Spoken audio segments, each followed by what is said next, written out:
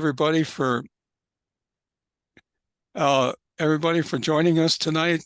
Boy, what a beautiful night! But we've got, to me, and I think you'll all agree, a very exciting program tonight.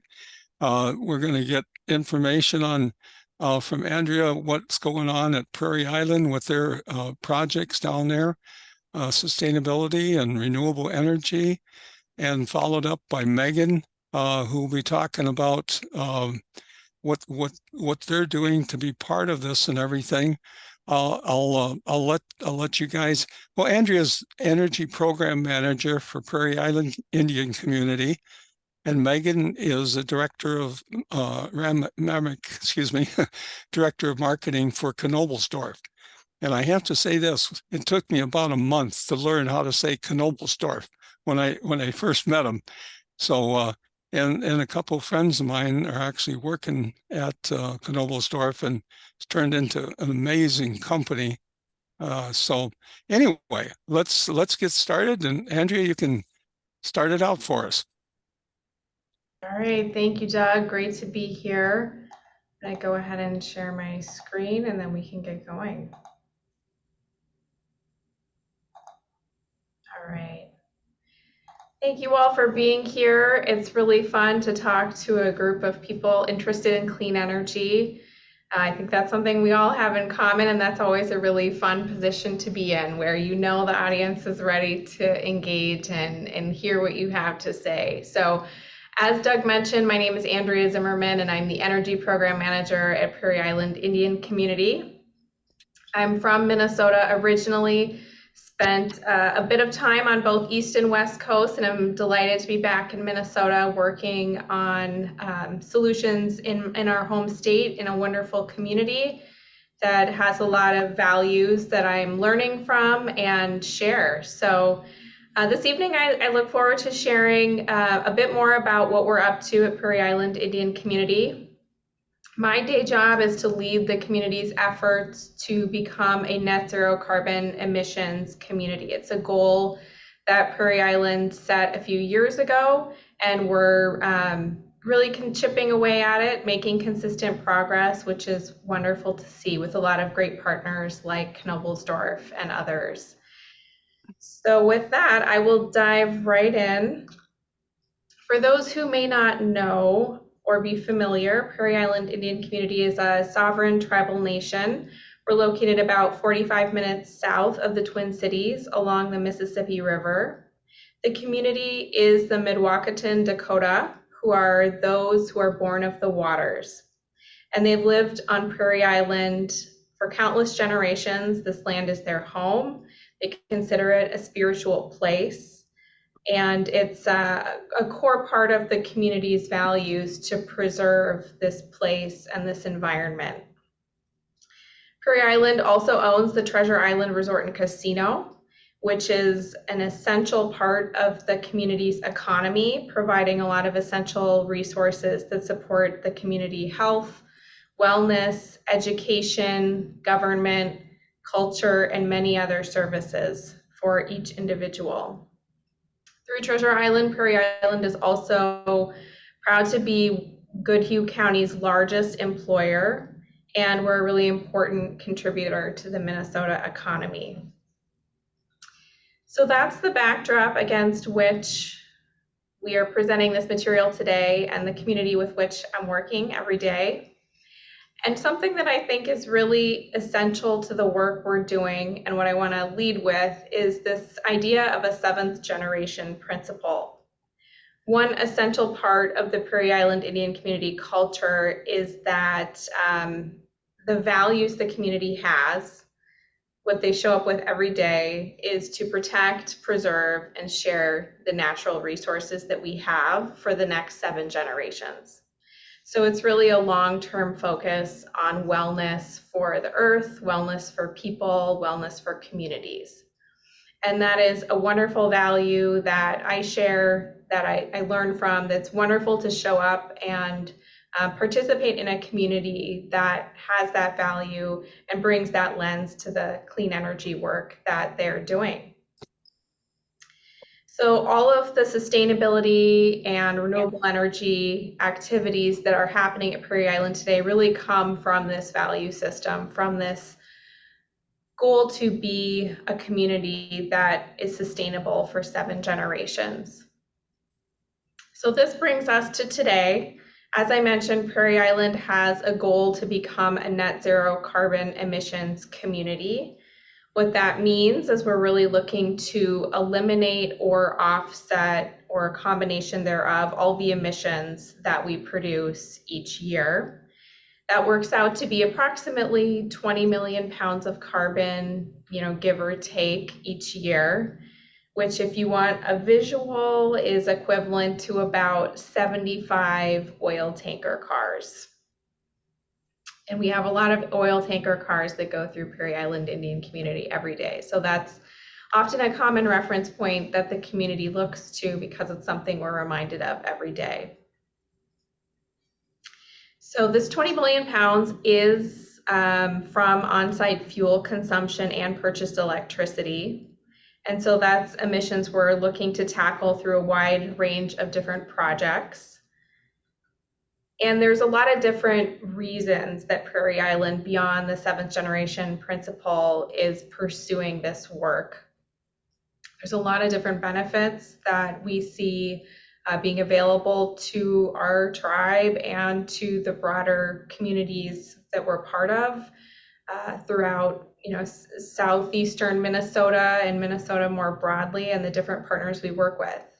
It's not just about the tribal community, which is an essential part of the work, but it's also bigger than that as well. And these benefits are multifaceted. So a few of the ones that we're really tapped into most closely are, first and foremost, reducing carbon emissions. Prairie Island does face some impacts from climate change, particularly flooding. We're located right along the river, and each spring we're seeing the flooding worsen. And so the goal with carbon emissions reduction is how can we tackle some of those climate impacts and mitigate some of those risks. We're also, as I mentioned, looking to do projects that align with the cultural values. It's a way to exercise sovereignty and be empowered in one's community to demonstrate those values through the work we're doing. It's also very practically a way to save money or generate revenue, as we'll talk about with the solar project that we're doing in partnership with Knobelsdorff. We're also looking at building community opportunities through training, learning, workforce engagement. And then more broadly, as one of the first tribes to set a goal like this to become a net zero carbon emissions community, we are seeking to be leaders and learn some of the hard lessons that hopefully we can share with others who are interested in a similar path. So from the beginning of the work that Prairie Island has tackled here under this net zero goal, community engagement and perspective, using that information to shape the work we're doing, has been really important to Prairie Island. And I think that can often be a different approach than many other communities take, where it's more top-down. Prairie Island has always had at the center a focus on what are the community members as individuals concerned about, valuing, what are they looking to accomplish. And so we've collected information from the beginning of the work through a lot of different channels. We've done surveys, focus groups, meetings, interviews, many different types of conversations, and with all ages, young kids, middle adults, and elders, to get a wide range of perspectives. And the values that are listed here are some of the key principles that we've heard from the community that we're really looking to capture in the work that we're doing. So our path to net zero is not a straight line, as anyone who's worked on clean energy and carbon reduction projects probably knows. So it really is a pathway that has a lot of cyclical elements in it.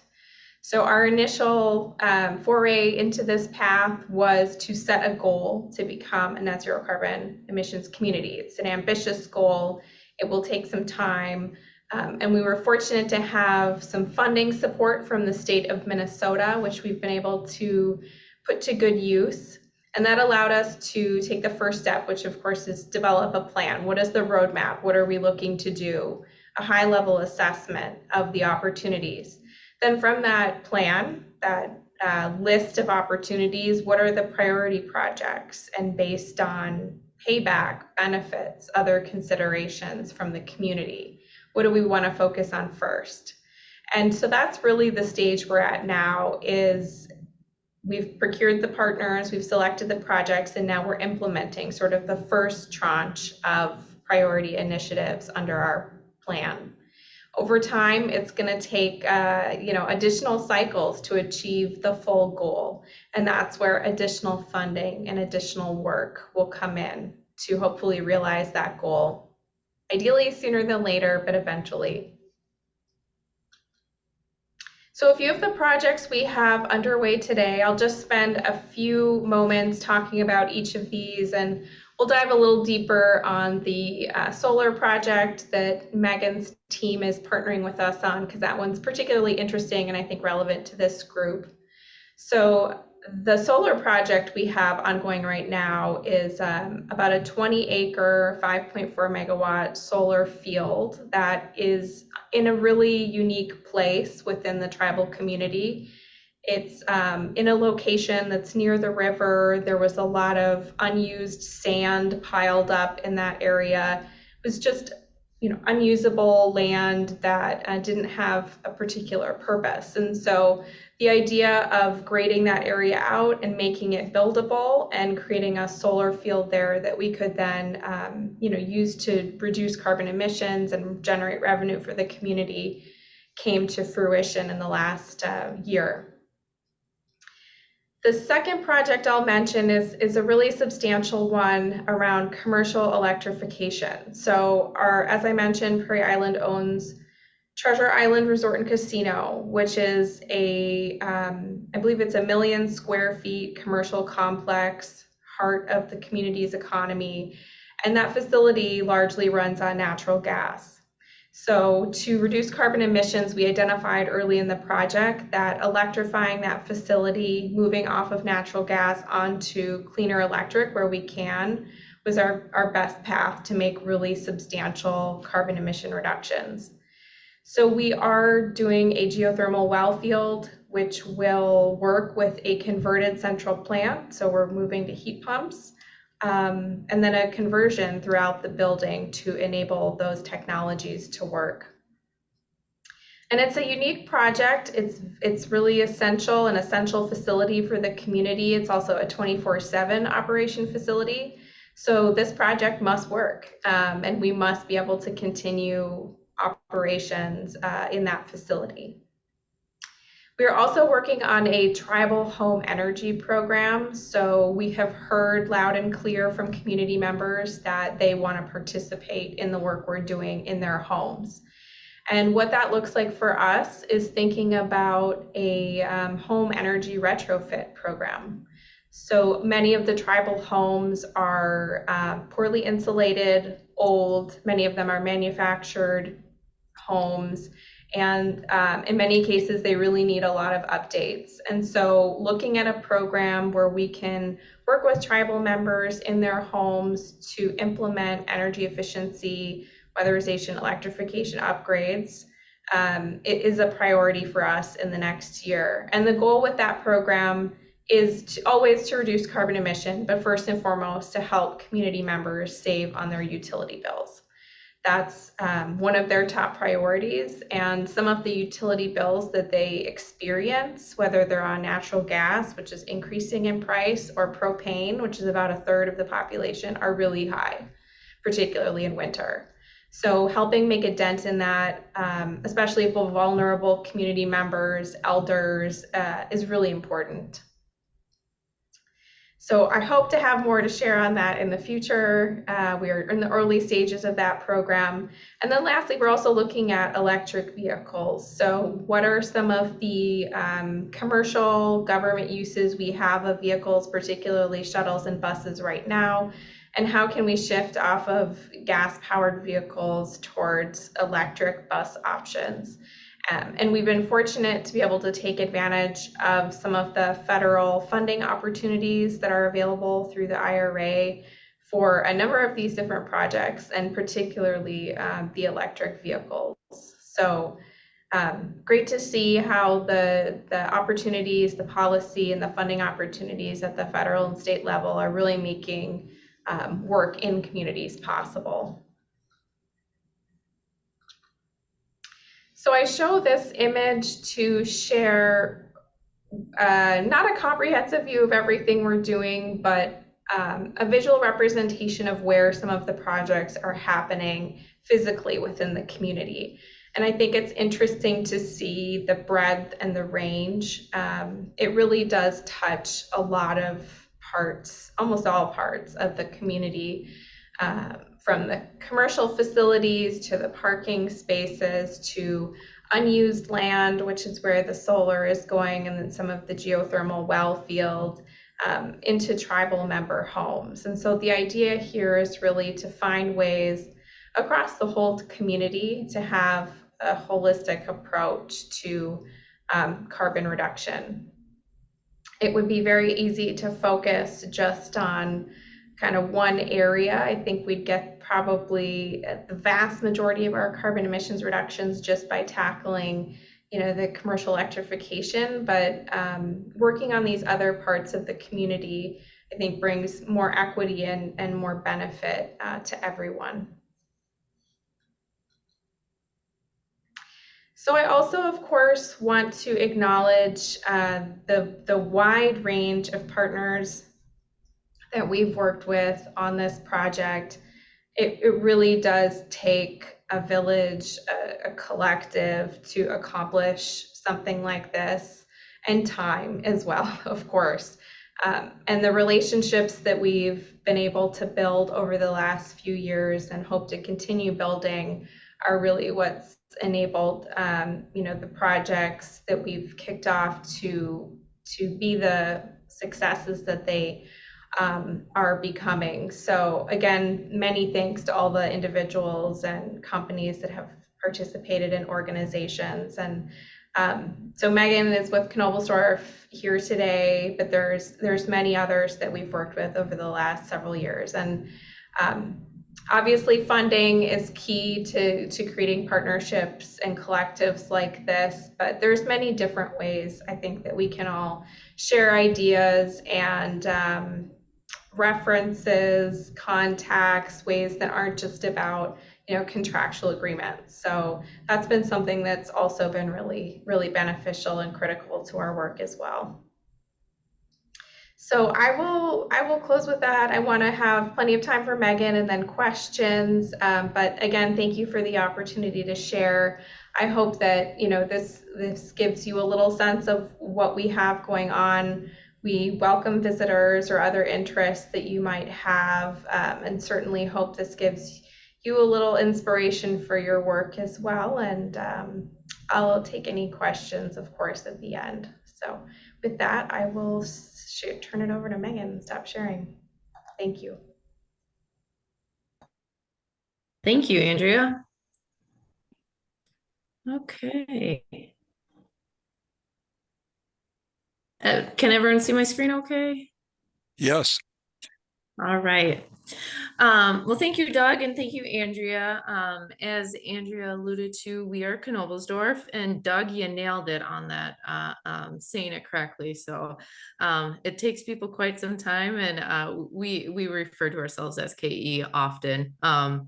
But we are a specialty contractor, and we are in Goodhue County. We're actually located in Goodhue. So we're about 25 minutes northeast of Rochester, outside of Red Wing. So very close to the Prairie Island Indian Community. But we have 4 divisions: automation, electric, energy, and power services. And I'll give a quick overview of our 4 divisions, and you can see how they complement each other very well. Let's see.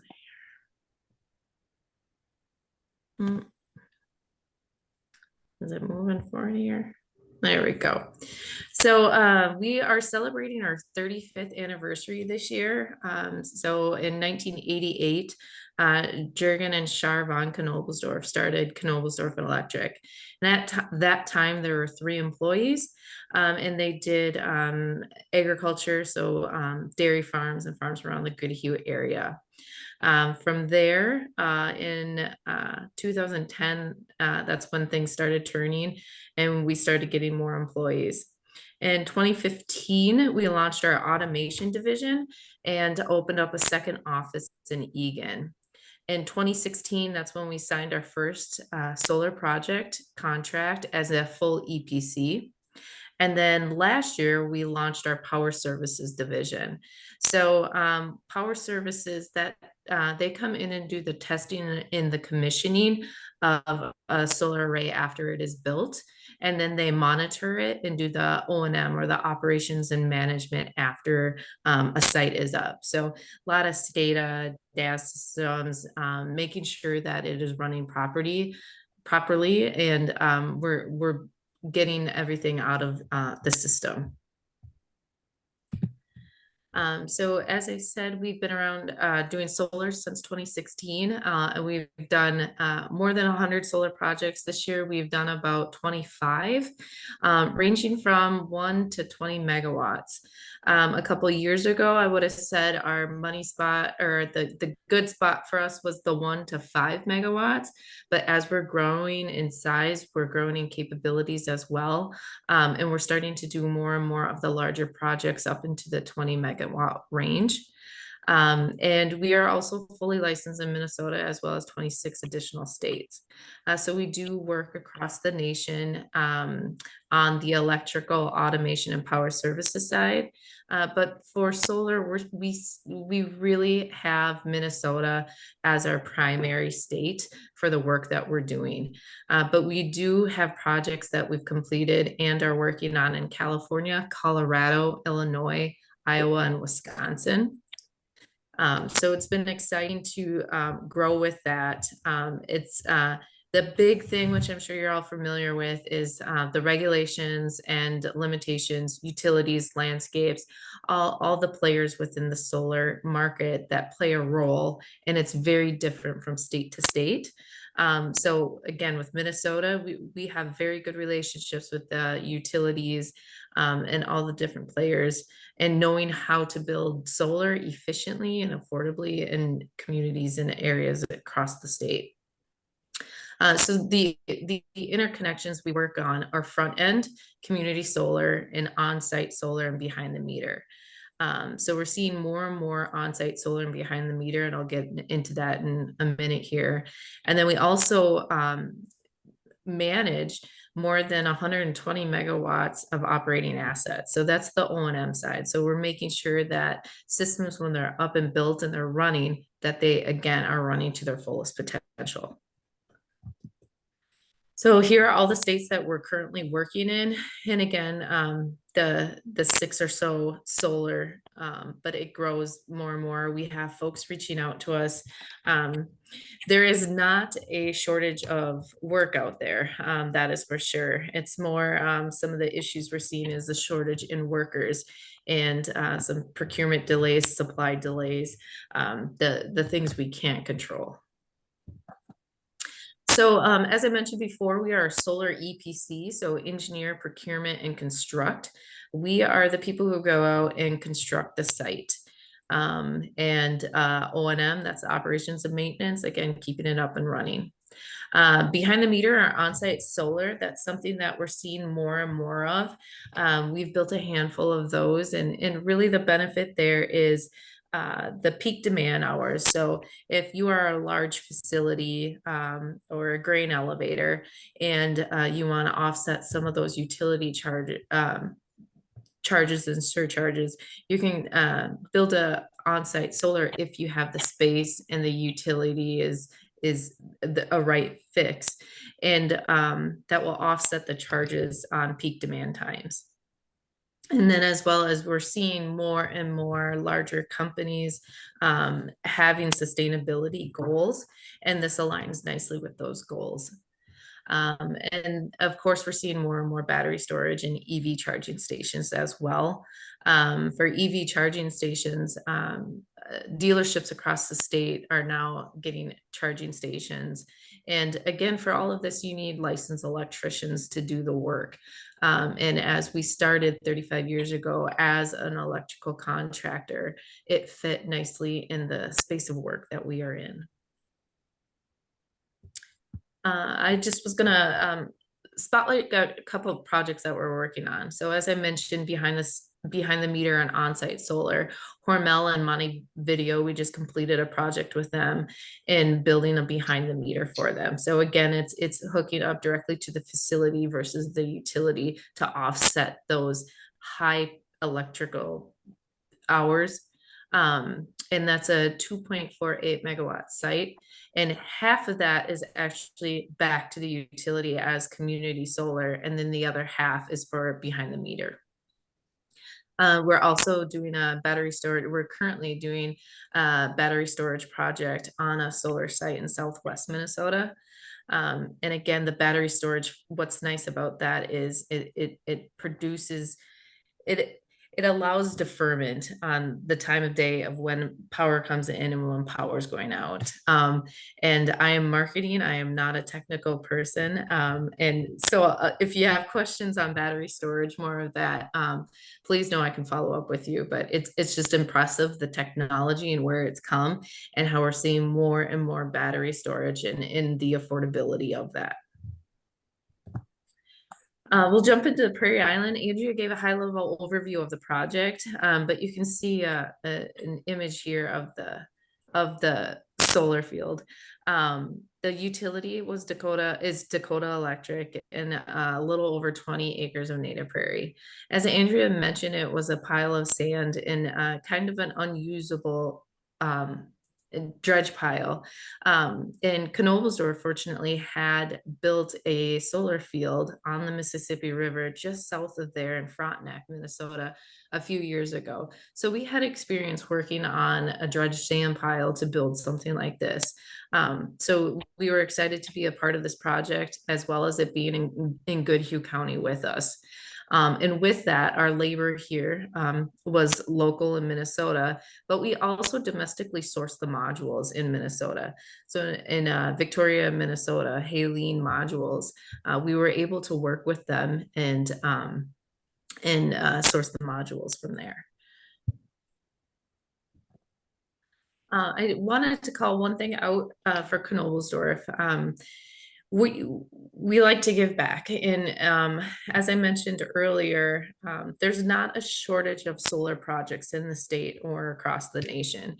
What we do have is a shortage of people to help build those, to help sustain those, to help advocate for those.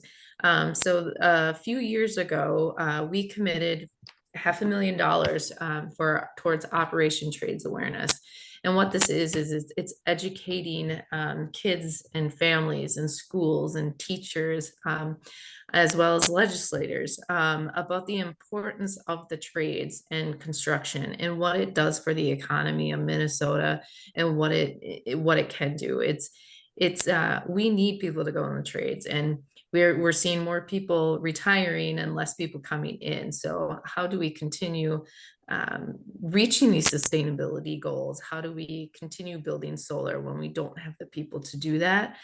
So KE is committed to helping develop that new generation to get into construction and to have a lucrative career in construction, which includes solar. With the Prairie Island project, we developed a solar workforce development plan. This was a first for us. And we were super excited to start working with Bob Lake from Solar Bear. And I'm sure many of you know Ralph Jacobson as well. So it kind of, as we were working with Andrea and scoping out the project, we had come up with this development plan. And the goal here was to have some Prairie Island community members come and actually hands-on build the solar project to be part of the project. And the goal here was to scale this program to bring to other communities. So we wanted to start it here. We learned some things, but overall it was a successful program, and we are excited to bring it to other communities across the state. So as we were working with Bob and Ralph and the Knobelsdorff team, we had come to a commitment, and it's more than all of us. It's about building and supporting and sustaining tribal renewable energy goals, and with that, by creating a workforce that can help growth and development in these tribal communities. So Knobelsdorff and Solar Bear are committed to doing this, and we are committed to doing this in a variety of ways. With Prairie Island, what we had did is we had pulled together 3 different tracks for the community members. In high level, it's community outreach, which Andrea had addressed earlier about how important it is to the community members to be involved, to have a voice, and to learn along the way. So we had community outreach, and then we had youth outreach, and then we had the hands-on career training and development. So that gold track is what we call the community outreach. And what that looked like was we had 6 classes, a couple hours, one day a week. And we invited all community members in to come and learn about solar, renewable energy, the IRA, what's happening at a state level, what's happening at a national level, agrivoltaics. We talked about a lot of things and how that was being practiced at the Prairie Island site, and how we were implementing that. And then we also went on a field trip to a solar site in Red Wing, where folks got to see a site that was fully built. I'm going to jump over to the red track. This was by far the funnest. We were able to work with kids for a couple hours one day, and we built solar s'more ovens and then a solar water fountain. And the kids really enjoyed doing that. So talking to the kids about renewable energy and solar. Bob also had some translated words for the kids in Ojibwe. And so they really enjoyed that. And again, it's hands-on experience for these kids to see and touch solar and learn more about it. The last class track that we had was the silver. And that was where we had 5 participants from Prairie Island join the Knobelsdorff crew to actually build the site. And I'm going to back up for a second. We had originally planned on just this one row of solar. Well, that's where we started. And we had 5 participants, and two of the 5, after that row was complete, wanted to stay on and build the entire site. The level of pride that they had in this project was inspiring, and they did not feel like they could just walk away from the project. They really owned their job and wanted to be part of it and see the project through. So it was exciting to see that we had successfully had 5 folks go through the program, and 2 of them stay on. Within the program, we had job shadowing. We had taken one participant who was really interested in learning more to other job sites to sit down and talk with pre-construction, estimating, and a lot of the other facets of how solar happens on the back end before you get to the construction side. So a little bit more on that gold track for the solar education. We had a kickoff community meeting where we introduced the program to the entire community. And then the topics that we covered within the courses were intro to energy, solar energy, sustainability, and we brought in some, and all of these featured experts within the industry. We had folks from Excel Energy come in and speak. And then site selection process, where we talked about what goes into selecting a site, what makes a good site and probably not a very good site. And then when was that? In September, Andrea in Prairie Island hosted a net zero open house that had very good participation, and we gave solar tours of the solar array out there, and that was very well received. Here's a picture of the graduates from the program. There's Ralph Jacobson in there for those of you who know him, but these 5 people in the middle, the gentleman on the right and on the left both work for Knobelsdorff, but the 5 in the middle there, they went through full orientation and training with Knobelsdorff. They learned everything that a full-time employee would learn at that beginning, and then did a full site orientation. And then the main duties that they did on site were the racking, pulling wire management, and then a lot of the activity was around installing the modules itself. And then here's the youth track where the kids were building solar water fountains and solar s'more ovens. Again, great participation with the kids. And with that, we are excited to bring this program to other communities across the state. We're currently talking with some other communities and how we can scale the program to fit their needs. For one such community, we're looking at bringing on 20 of their community members to come on and work for Knobelsdorff, and then to come and work at other sites. So we're very excited to continue to grow the program and to get more people interested in solar and a solar career path. Fantastic. Wow. I love it. Andrea or Megan, is the solar project operational in service right now, or is it still going to be commissioned? It is not operational yet. It is built. I want to say they just kind of wrapped it last week, this week. It's all in the final phase right now, but it is not commissioned quite yet. I don't know, Andrea, if you know the timeline on that. We're yeah, looking at the next month or 2 here, probably being finally complete. So very exciting. And just out of curiosity, I was just at a site last week where they have 120,000 solar panels. But do you know, Andrea, how many panels you guys ended up with?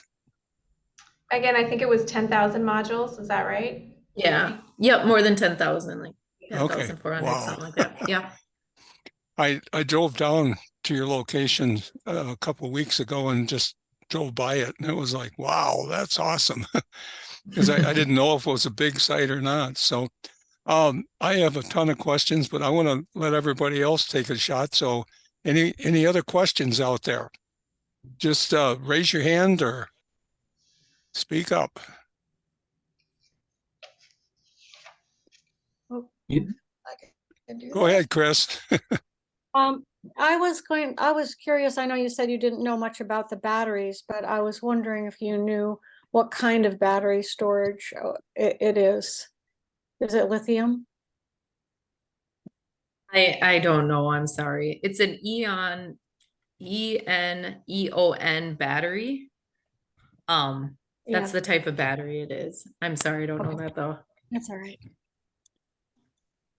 We just had a presentation last month from Great River Energy, and they're using that new iron air battery, which has the extended life for, charge, and it just sounds awesome. So great combination there. Tim, go ahead.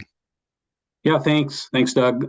So I think this might be a question for Andrea, but on the geothermal system that you're installing, I thought I heard, is that the Treasure Island facility itself, the building?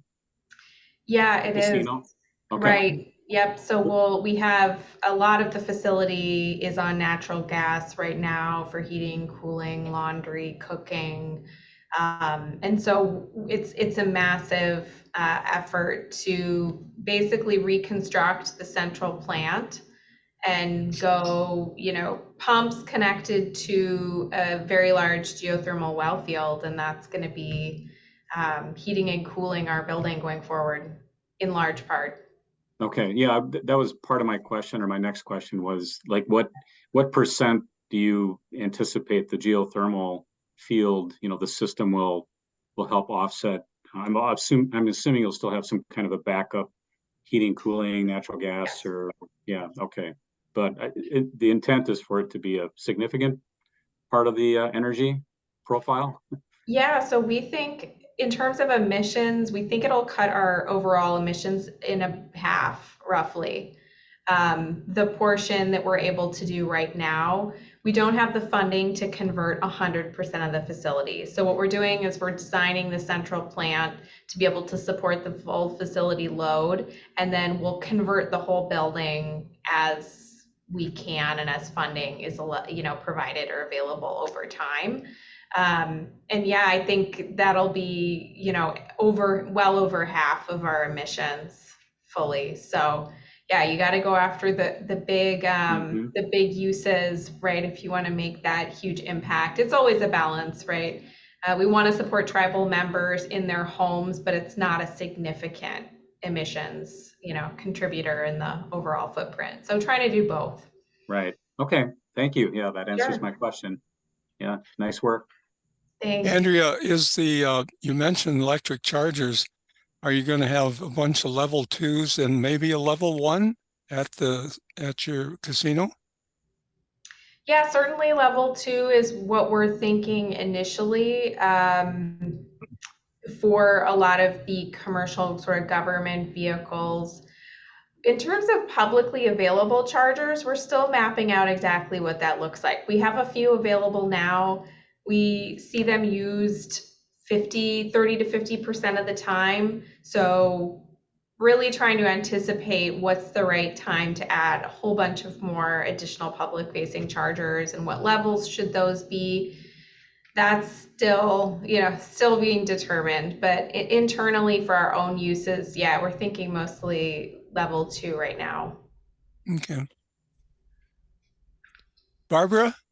Well, I wondered about flooding on the solar panels right there by the river. Yes. Have you considered that, and have you experienced it? And what if you did? What would happen? Yeah, that was a big driver in choosing the sand pile as the location. Not only was it unused land that, as Megan mentioned, is dredged from the Mississippi River and placed there, so we didn't have a lot of use for that area. But also there's heavy flooding in that exact location. It's yards from the river.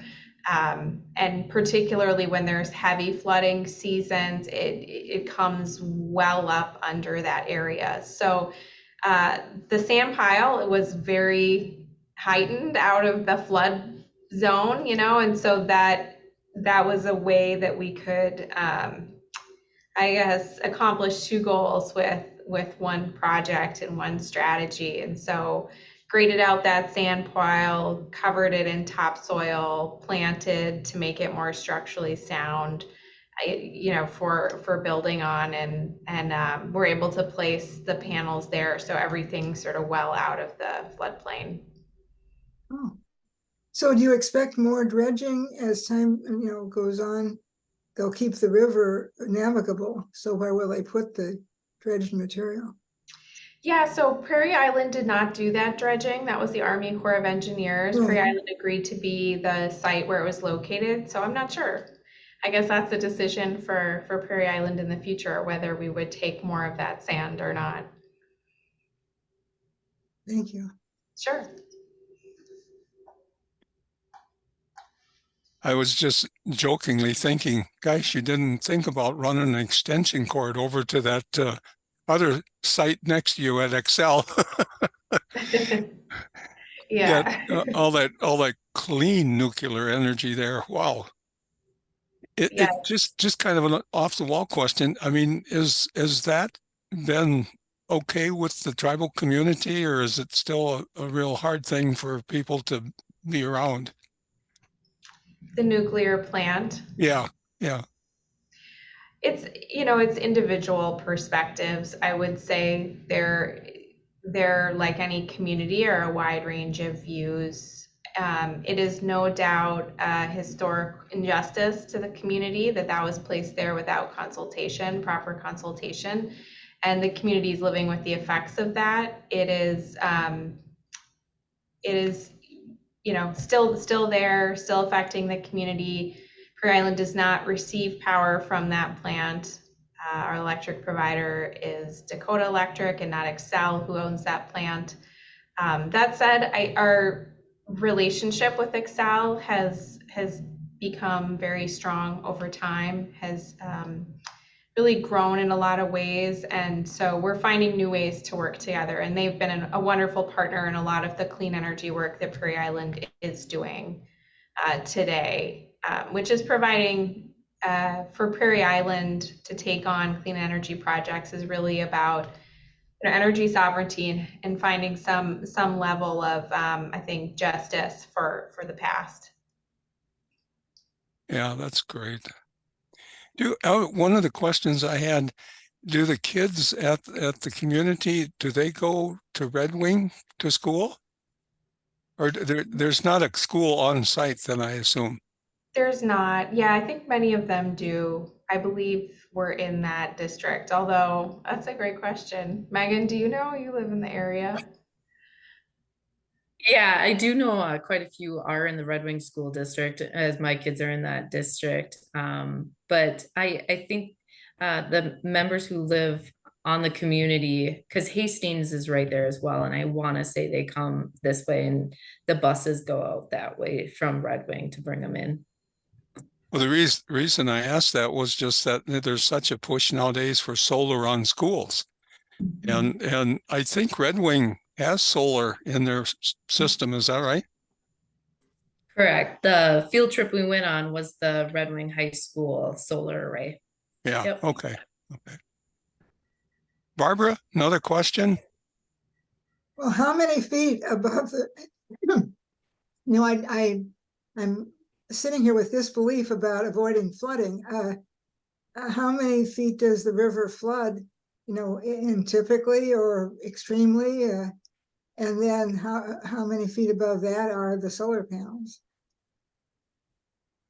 It's a good question. So our solar field is built at roughly the same level as Treasure Island Resort and Casino, which was planned to be above the floodplain. So I couldn't say exactly, 15, 20 feet above ground, which is where we've seen some of the flooding on sort of the worst seasons. So we're pretty confident that it's going to take a lot more global warming before it comes anywhere close.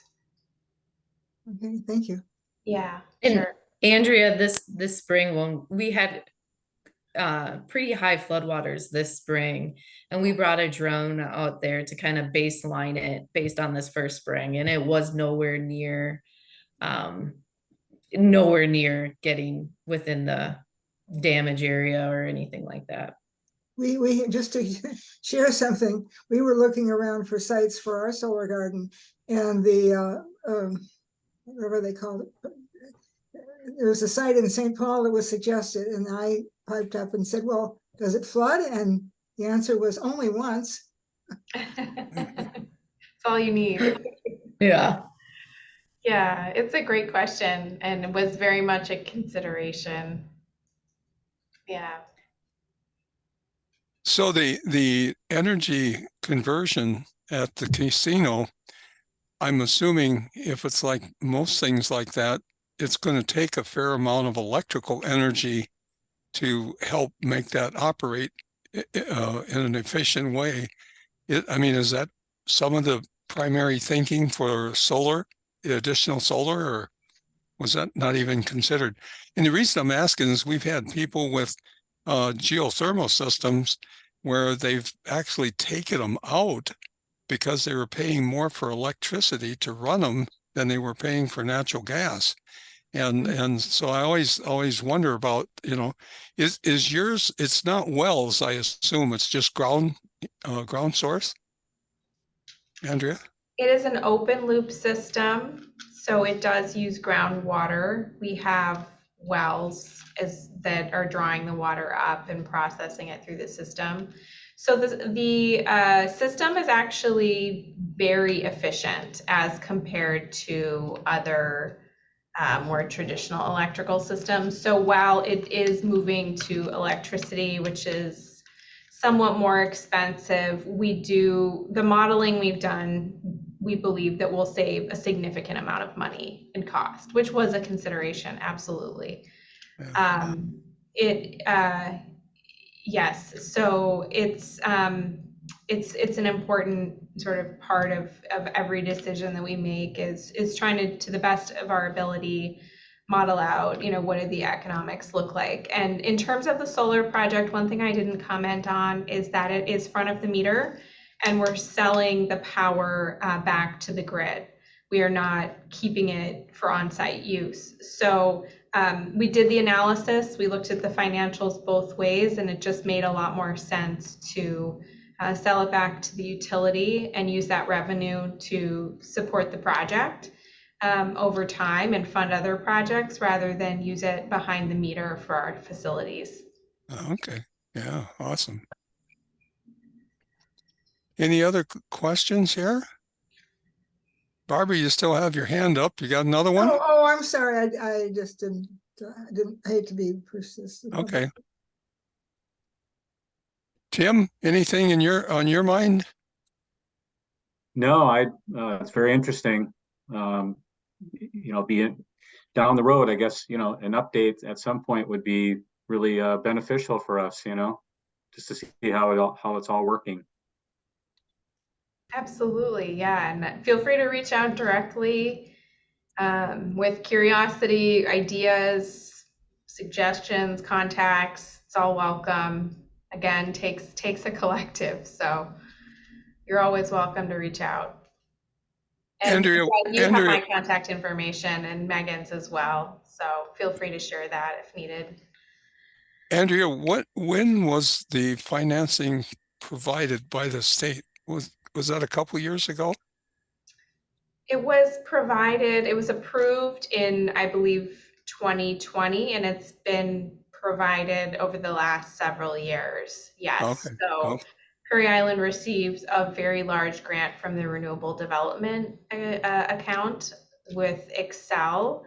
That's a direct result of the nuclear waste stored nearby.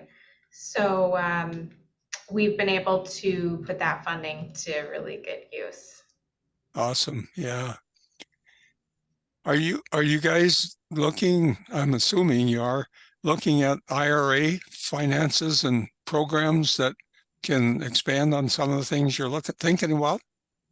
Yeah, absolutely. And as far as the Minnesota state funding went, it doesn't go all the way. It never does. These projects are expensive, and you don't know until you get into them really the magnitude. And so we have absolutely been pursuing other federal and state grants. We've been fortunate to receive some of them, and others we lost out to other competitors. So but it's great. It's all going towards wonderful projects. So yeah, fingers crossed there will be more opportunity in the future. A few of the grants we've been able to do have supported projects that we didn't have funding for in the residential homes program, and then some of the electric vehicle work as well. So fingers crossed, hopefully more to come. It's just amazing. I was on a Zoom meeting today talking about solar on different commercial buildings, flat roof, and they got into the conversation about the IRA and the funding. I mean, the 30% everybody seems to know about, but the guy was saying, if you have a farm project and it qualifies for, I think it's called REAP or something like that, that's like another 50% of the cost of your program. And then if it's on certain land, it's more, and it's just, they're stacking all of these benefits. So it's just amazing what's possible nowadays. So the one guy said something I thought was really interesting. He said it's sort of like we're in the golden age of renewable energy. So speaking of that, Megan, does your company feel that that's, like you say, there's a major wave coming, a tsunami, whatever, of solar? Are you seeing a lot of activity out there? We are currently so when I started with KE in 2020, we had about 130 employees. We are currently at about 360 employees.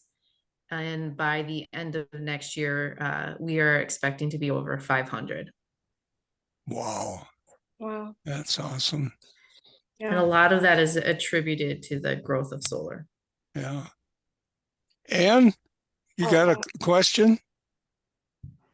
Yes, I'm wondering about a question maybe for Megan. Where is your solar in Southwest Minnesota you were talking about? A lot of times we're not able to disclose those. Oh, okay, secret. Okay, I'm just curious because I have some property down there and I've been approached, and there's so talk about the golden time. It's happening now. I was just curious. And, Chris, go ahead. Well, just a tacked on question to the IRA question, Doug. I was wondering if there's any trepidation about elections that the funding might be taken away. Does that seem to affect your influence your moving forward on projects? So I'll speak from the Prairie Island perspective. This goal that the community set to become a net zero carbon emission community is preceded the IRA and the IIJA. So it doesn't change the core values the community holds and the long-term objective to achieve that. But funding is key, right? I think everyone knows that. Right. So the method to get these projects done, the speed at which we can get them done, the types of projects we can do, it's all affected, of course, by what funding is available. So yeah, we certainly appreciate the programs that are out there and hope they continue. You guys were talking about the affecting other tribal units. Have you had others? Like, I know, like an organization we're part of, it's called ASIS, American Solar Energy Society, just signed an agreement to work with Pine Ridge on a project in South Dakota. And so are you getting other, like Red Lake or White Earth or other tribal groups that, I know Bob's already working up at Red Lake and Winona's busy at White Earth and all that, but are you getting other tribal, outside the state of Minnesota? Focusing on the state of Minnesota with the tribal communities. Okay. Andrea, do you communicate with other tribal units around the country, or? Yes, yeah, we do. There's an amazing tribal network of individuals and communities interested in energy for a wide range of reasons, not all the same. For some, it's economic development. For others, it's carbon emissions reduction. For others, it's energy independence, or some combination of all of it. Sharing ideas and learning from one another, and certainly been a big help to me. And we're happy to share where we can in those networks as well. Yeah. Megan, I understand, you guys, what you're doing with solar. I also understand that even prior to that, KE was doing a lot of training just for your electrical people, that you're, trying to keep the pipeline full. Especially if you're growing like you are, my gosh, that's got to be a challenge. Do you get most of your people from trade schools, or do they come in out of high school, or? Yeah, that's a great question. Prior to COVID, we did have an apprenticeship program, and now we are, I don't know if we can officially say it's an officially state accredited program, but we are on that cusp of having that officially state accredited apprenticeship program in-house.